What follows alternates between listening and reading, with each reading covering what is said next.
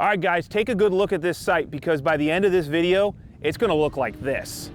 But before we get to that, we gotta do some foam on our walls and a lot of backfilling, so let's go ahead and get into it. So what we've got to do is install our rigid insulation on the wall. But as you can see, this goes from the footing to the top of wall. That's not gonna work for us because my concrete floor is gonna be down 2 inches from the top of this wall. So actual finished grade is 2 inches below the wall. So we're gonna go ahead and cut this down and we're gonna start installing this to the wall. I'm gonna show you a couple ways to install it, the ways that I've always seen it done, and then a new way that I just learned about that I'm excited to give a try because today will be the first day. So we need to cut through this, super lightweight, easy to work with. We got the table saw set up and we're just gonna run it through the table saw. But to know what height we've gotta do that, Greg and I have got some marks 2.5 inches down, and we're gonna snap so we know where to install this rigid insulation. And by the way, this is Halo Subterra by AMC Foam. It's just a good quality stuff. I seen it on Instagram and guys really like it. So instead of the pink stuff, we're gonna give this a try. Let me know in the comments if you've used it, what you think about it, and I'll let you guys know what I think about it when I'm done.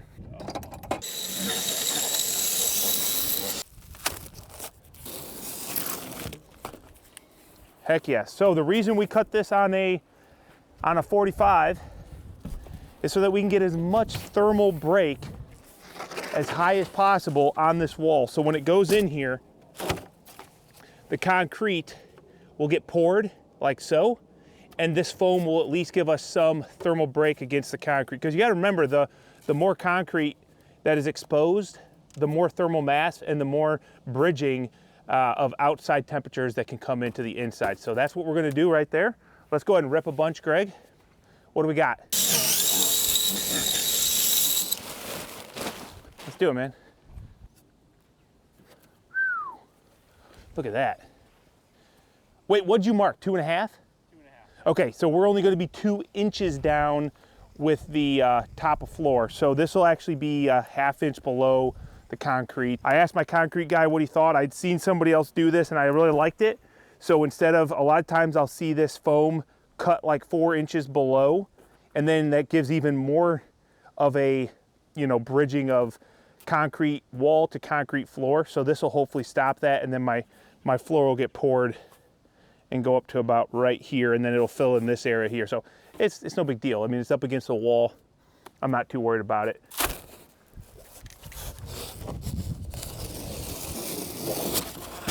Oh, missed it.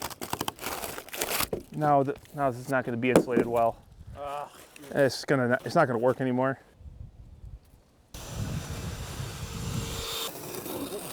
Want me to? Man, I don't know what it's going to do. So I'm just going to push this bad boy in.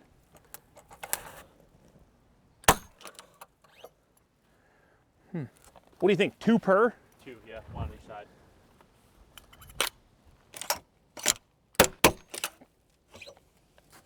That one's in. That one's in. Yeah, I think now I'm ready to go. All right. That's still way easier than having to drill a hole, isn't it? Smells better too. Oh yeah, I love that. That's the smell of freedom right there, dude. Yeah, sure.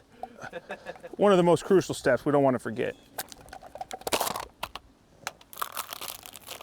If only I had like one of these, like those pro guns, you know? And then to deal with all this crap, I had like a dedicated, oh no, the plastic, it's gonna get buried. I'll get it, dude, when I go down there. I just couldn't hold it all, you know? You're not gonna get it. There, window and door. That way we don't get too much expansion. There, push it into me, Greg. Yep. About there.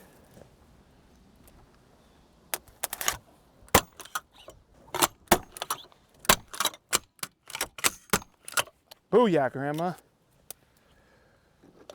I'll pick those up later. Oh!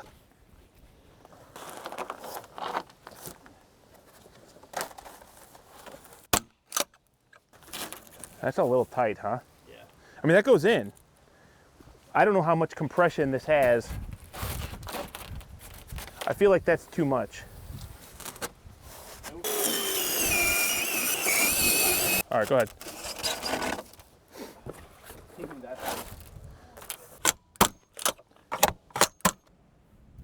Dang, that is clean. Yeah.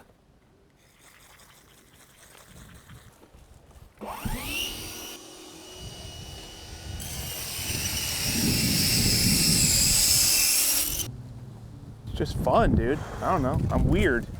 So this is the Ramset Insulfast system, and the reason to use these is because it reduces the thermal bridging. So if you use a standard like Ramset nail, then that nail goes through the insulation and you have a head and sometimes like a metal washer that is sitting out here. Now you could use a plastic cup washer, but when these go in, there is no fastener that comes all the way through. So that cold that's in the concrete wall does not make its way to the interior, right? And then you've got this little cap and you just open it, fold it over, and it further reduces any of that thermal transfer through there. So Insulfast, made by Ramset, and you do have to put a little, there's a gun change that you have to do to get this longer tip on. Took me about 5 minutes, not even, to put it together, and I'll show you how it works real quick.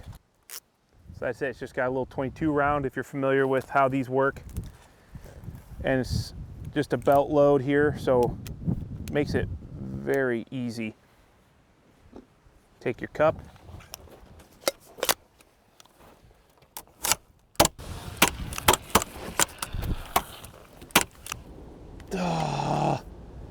What do you do? All right, so I know I did say that I was going to show you guys maybe a couple different ways to attach your foam board to your wall. So traditionally, and my concrete guy told me all they do is they just drill a hole.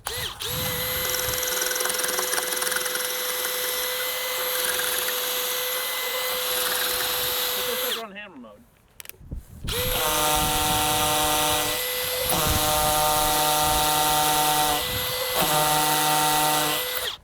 Okay, and then they're just going to take a tap con, and you know, you definitely want to make sure that you have like some form of a washer or something. So what we're going to do is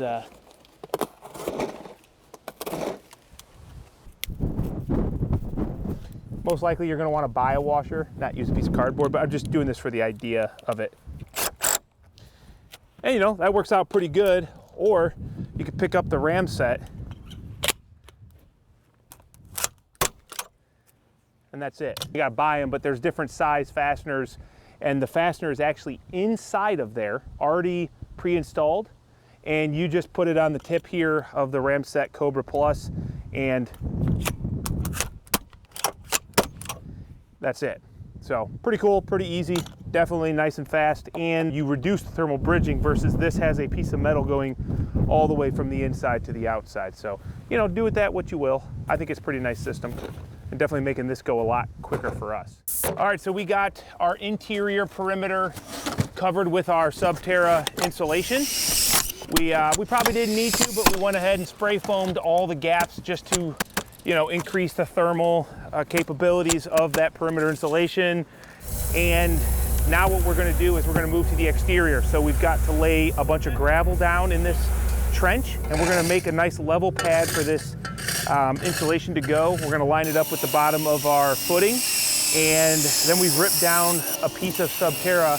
We've taken a 16-inch rip out of it, and then we're able to just fold it right onto itself, which is going to create both some frost protection for the frost going down and trying to get underneath of our footing, and we're giving ourselves some additional insulation on the exterior of this wall.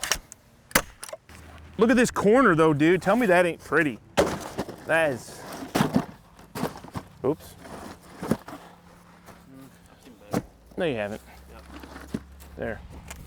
Where did you see better? You know, other places. I don't think you did.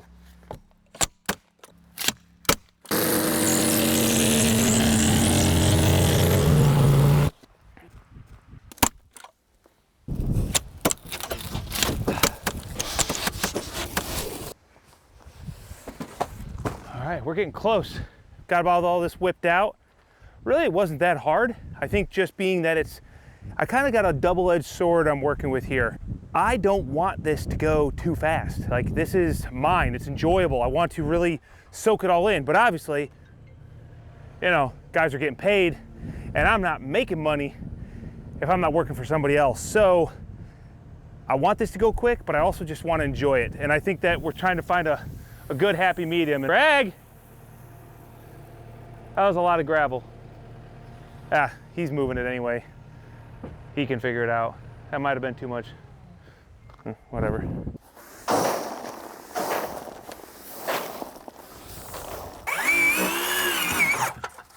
Nice. Last piece. Nice work, dude. You did a really good job with that. I think. Actually, I'm batting 100. No, you're not. I seen you miss many. Because it was empty. It happens, doesn't it? I never missed one. It happens. Never missed one. Okay, cool, dude. All right, we've got all of our Subterra now set, inside, outside, and all we gotta do is cut out our door openings, and this part of the project is done. This went in real nice and easy. I'm assuming that any of the pink foam boards would work, very similar. I actually don't know what makes this specifically different other than the fact that it says on it, where's it at, Greg? Zero thermal drift guarantee. What does that mean? Siri, what is thermal drift? The variation in the force or depth signal arising from thermal expansion or contraction. So it's a variation in the force of depth signal. What's depth signal? You're asking someone that's not that smart. I would agree. It has something to do with contraction and expansion, which are all bad things. So anyway, on to backfill. I kind of don't want to fill it up though. It just looks kind of cool.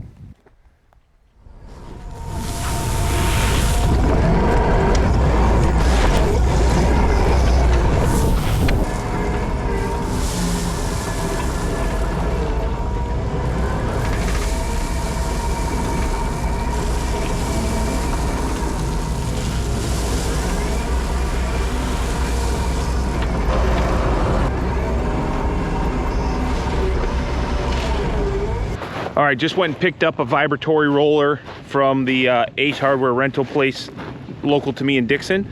Those guys are great, by the way, so if you're in the area, I would recommend. They always have good equipment. But what I need to do is fill up the rest of this trench.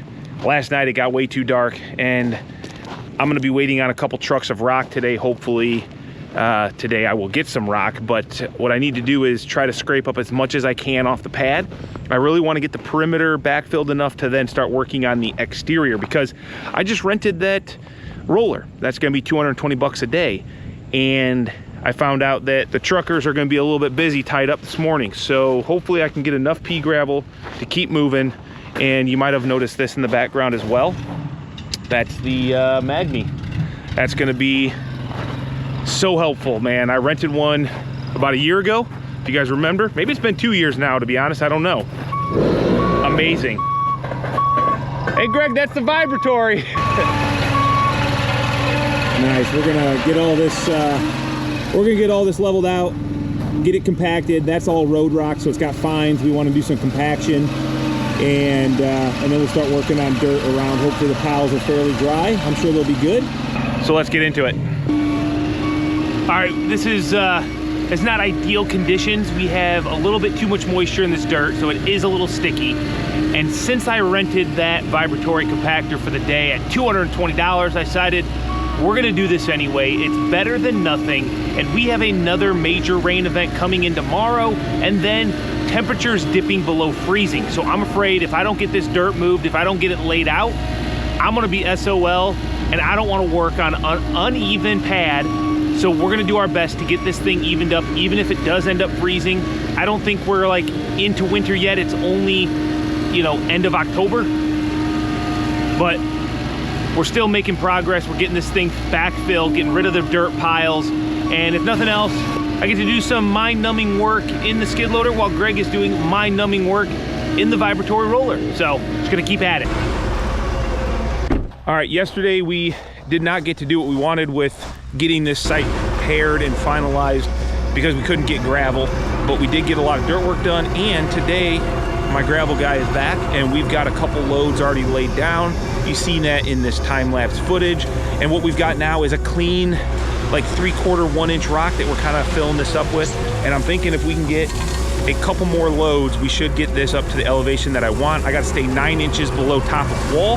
That gives me 2 inches of concrete curb, 5 inches of concrete, and 2 inches of my heat sheet foam. So we'll get another truck laid out, and then I'm gonna run this laser around. I got my 350 rotary set up. We'll see where we're at and try to get an idea on how many more trucks we're gonna need. I'm assuming at least 2 to 3.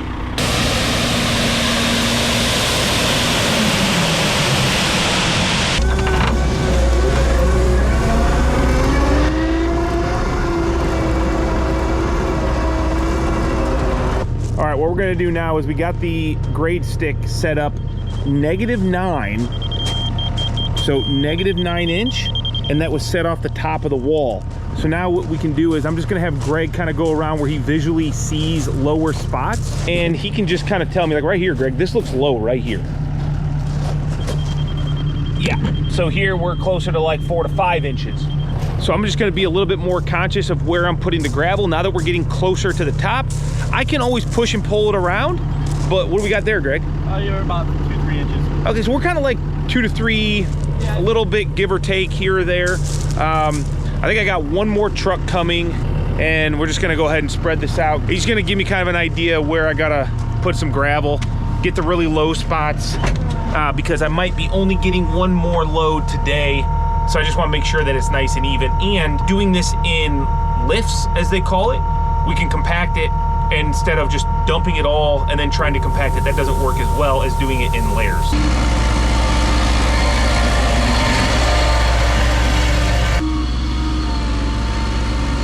All right, that's it for us. We've got all of our gravel graded, compacted. I think we're about 1 inch lower than we want to be, and that's okay because this is all gonna probably even settle more. We're gonna be driving on it with our equipment. It's gonna get all disturbed, and then when it's time to lay our heat sheet for our radiant tubing, we'll have to bring probably another truckload or 2 of maybe some smaller, like 3/8 chips, something that's really nice and workable so that we can get it just dead nuts level, and then we can lay that styrofoam. But that will be another day. This is the end of this video. This is the end of this project, because as it sits now, this site is ready to build on. We got the Magni delivered, we've got our brackets, we've got our columns, I got trusses coming, lumber coming, and we're finally ready to start framing up RRHQ 2.0. So if you haven't already, hit that subscribe button so you guys can follow along with this build. I'm excited, obviously, because it's mine, but I think also because we're gonna be doing a lot of things that we've never done. We're framing in a way that we've never framed post-frame. We're doing some style and design in ways that we've never done. And really it's because I wanted to do something cool for you guys, but also for me. You know, I've been building these for 10 years plus, and you know, just the standard gable end gets old sometimes, huh, Greg? Yeah. I mean, it's easy. Don't get me wrong. It's easy money for us. We've got our system down, but this is gonna, you know, this is gonna test us a little bit, give us a little bit of challenge, and I'm excited. Hopefully you are too. If you enjoyed this, hit that thumbs up, and we'll catch you on the next video.